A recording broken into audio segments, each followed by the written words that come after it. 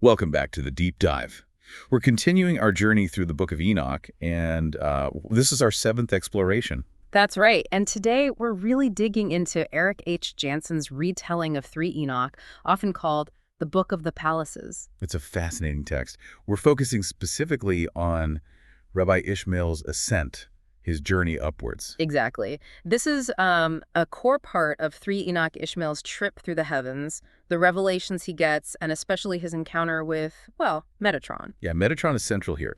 So think of this as like a guided tour through an ancient vision of the heavens. It's packed with incredible imagery, angels, palaces, different levels of reality. And it touches on some really deep ideas, doesn't it? Yeah. About, the cosmos encountering God. Absolutely. So we'll trace Ishmael's path, look at each heaven he visits, who he meets, and sort of what it all might mean. Okay, great. So let's set the scene.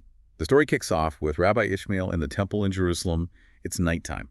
Yeah, exactly. Picture the temple, quiet, just the flickering oil lamps. Ishmael is there, deep in prayer.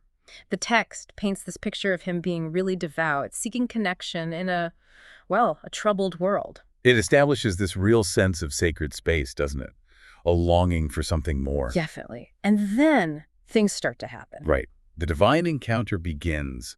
How does it unfold? Well, first there's this gentle breeze, but it feels significant. Then this radiant light just floods the temple. Wow. And out of this light comes an angel. The description is really vivid: wings like the dawn, eyes full of wisdom, a voice that's powerful, but also tender. So clearly not your average Tuesday night prayer session. Not at all. It's emphasizing how otherworldly this messenger is. And what's the message? Why is the angel there? It's a direct call. Yeah. The angel tells Ishmael he's been chosen by God to see the divine palaces, the heavens. That's quite an invitation. How does Ishmael react? He calls himself a child of clay, right? Yeah. His first reaction is just sheer awe, humility, like, who am I for this? He recognizes he's just human. Makes sense. But his faith is strong.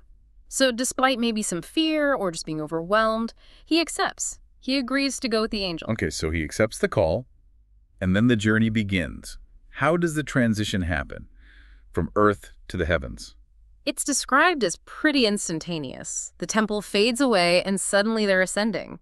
Through clouds like pearl, past stars that now look like tiny candle flames. So the scale just completely shifts. Dramatically, it really drives home that they're entering a totally different dimension, a realm just saturated with God's presence. But even with all this happening, Ishmael thinks about his people back on earth, the exiles. Yes, which tells you a lot about him. Even in this mind-blowing experience, his heart is still with his community, hoping this journey might somehow bring them hope or comfort. Okay, so the first heaven, what's it like? The description mentions plains, clouds, dewy wings. Right, the first heaven is vast. He sees these incredible crystal palaces, and there are gatekeepers, angels with eyes like emeralds who seem to control natural forces. Natural forces? Like what? Like the very beginnings of dew, wind, storms. It's presented as if these things originate here as signs of God's constant care for creation. So it's linking the mundane, like weather, directly to the divine. Exactly. The angel even says, "Behold the breath of creation." It's making the point that nature isn't random. It's an expression of God's activity. How does Ishmael react to seeing this? It makes him think about life on earth, farmers needing rain, fishermen dealing with storms. It deepens his reverence, seeing this interconnectedness. Okay, moving up. The second heaven sounds different. Fire and shadow. Yeah, the tone shifts. It's described as a realm balancing light and darkness. There are still radiant palaces, but also angels of justice, described with flaming wings and sharp eyes. Angels of justice. So this heaven is about judgment. That seems to be the core idea. He sees thrones of light where deeds are judged and also these treasuries of justice. Treasuries of justice. What's in them? Things like the prayers of the righteous being preserved, or even the sighs of the repentant rising up. It suggests a very detailed accounting. So it's not just about punishment, but also about remembering prayers and repentance. Right. It's a nuanced picture. The angel sums it up. Here rests God's judgment. It's where divine justice operates. And this sight makes Ishmael think about God's wrath, but also mercy. Exactly. Seeing this makes him pray even harder for his people, for Israel, hoping they'll repent and find mercy within that justice. Onwards to the third heaven. This one sounds more peaceful. Crystalline light. Praise. Yes, the third heaven is presented as a sanctuary, palaces inscribed with the names of the righteous, a throne for worshiping angels with emerald wings. The key thing is the sound, a constant hymn of praise to God. An overwhelming sense of holiness, then. Absolutely, a feeling of God's immediate nearness, and it's here, in this third heaven. This is where he meets Metatron. This is it. Suddenly, this figure of intense light appears. Metatron. He's called the Prince of the Presence, the scribe of God's mysteries. Wow. How is he described? Luminous, radiant garments, a voice that's both incredibly powerful but also tender. It's clearly a major moment. And the text connects him to Enoch, the biblical figure who walked with God. Explicitly, Ishmael gets a vision right then of Enoch's own ascent and how he was transformed into this incredible angelic being, Metatron. That's a huge theological idea, isn't it? A human becoming such a high-ranking angel. It really is. It speaks volumes about potential transformation, the closeness possible between the human and the divine. It's like an exaltation of humanity in service to God. So Metatron appears. And he invites Ishmael to see more. Yes, he invites him to see the palaces, the very glory of God. And Ishmael's reaction? He's filled with this desire to proclaim it, to share this truth he's seeing. It really cements his role as a messenger. Before they go higher, there's mention of Metatron's wings of glory. What's that about? It's another description of Metatron's incredible appearance, like an unfading star, with wings like rainbows. As Metatron encourages Ishmael, the heavens open further, described like a sea of fire. Intense. Yeah, Ishmael understands he's climbing like a ladder of glory, moving closer and closer to the ultimate presence. Okay, the fourth heaven, harmony, symphony.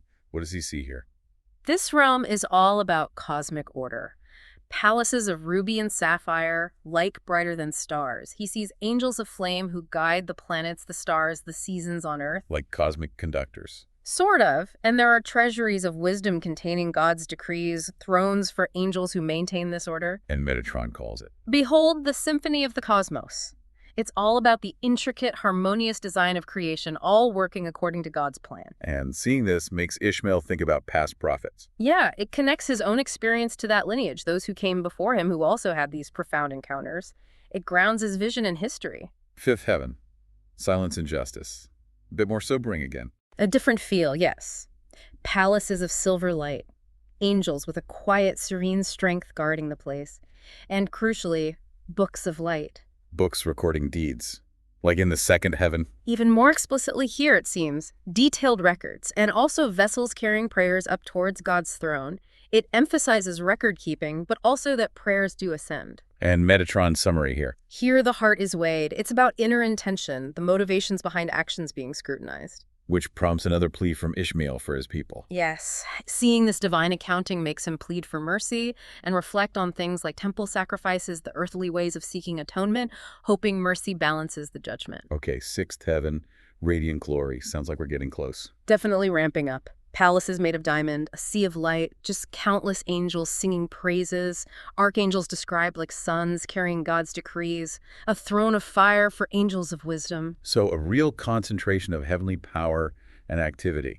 Absolutely. Metatron calls it the court of God's servants, and he explains more about the angelic hierarchy here, cherubim, seraphim, all the different orders and their roles. Does he mention Enoch again here? Yes, Metatron reiterates the story of his own transformation from Enoch, placing it within this context of the highest angelic servants. And finally, the seventh heaven, the throne of the Merkava. The ultimate destination. The ascent itself is described as passing through an ocean of pure fire, just unimaginable intensity and holiness. Metatron has to encourage him. Yes, preparing him for what he's about to witness. And what does he witness? What's the throne room like? It's beyond description, really. Palaces of pure fire, gates guarded by rainbow-winged cherubim, and at the center, the Merkava, the divine chariot throne. It's depicted as a living flame, surrounded by praising seraphim. And above the Merkava. The throne of the Holy One himself, glowing like molten gold. How does Ishmael even handle that? He's completely overcome, falls to his knees. It's terror, awe, joy, reverence, everything at once. Just pure, unmediated presence.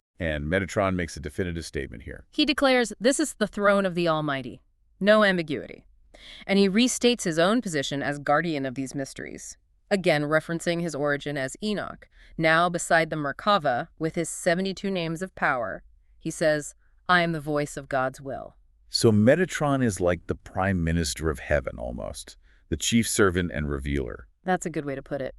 He then reveals even deeper secrets to Ishmael, the secrets of the Merkaba itself, the angelic order, and even grants him a vision of the entire act of creation.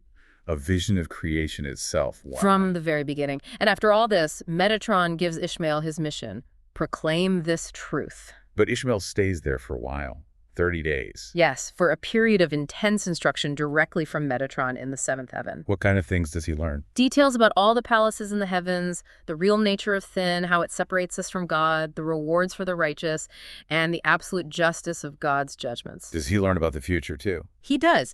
Metatron shows him visions of the day of judgment, the New Jerusalem, this amazing city of light for the righteous, but also the plain of fire for the wicked. So reinforcing the consequences, both promise and judgment. Exactly. Metatron frames it as God's promise and his judgment. How does Ishmael take all this, especially the judgment part? The text says he feels pity, compassion, but still holds on to hope in God's ultimate mercy. And then finally it's time to go back. Yes, the angels command him to return to earth and share what he's seen, proclaim God's glory. What's the core message he brings back? He tells his people about the reality of the heavens, the majesty of God's throne, the role of Metatron. Fundamentally, it's a call to righteousness, to live according to God's way, inspired by the incredible reality he witnessed. So just to wrap up this incredible journey, Ishmael ascends through 7 distinct heavens, each revealing more about divine reality, justice, order, and praise. Right, culminating in this overwhelming vision of God's throne and his encounter with Metatron, who himself embodies this amazing link between humanity and the angelic realm through Enoch. Metatron reveals cosmic secrets, the nature of judgment, the future. It's an immense download of divine knowledge. It truly is. And this whole narrative, this deep dive into 3 Enoch, gives us such a unique window into ancient Jewish mysticism, their conception of the heavens, the profound potential they saw in the human encounter with the sacred. And for you listening, is a chance to engage with these ancient ideas.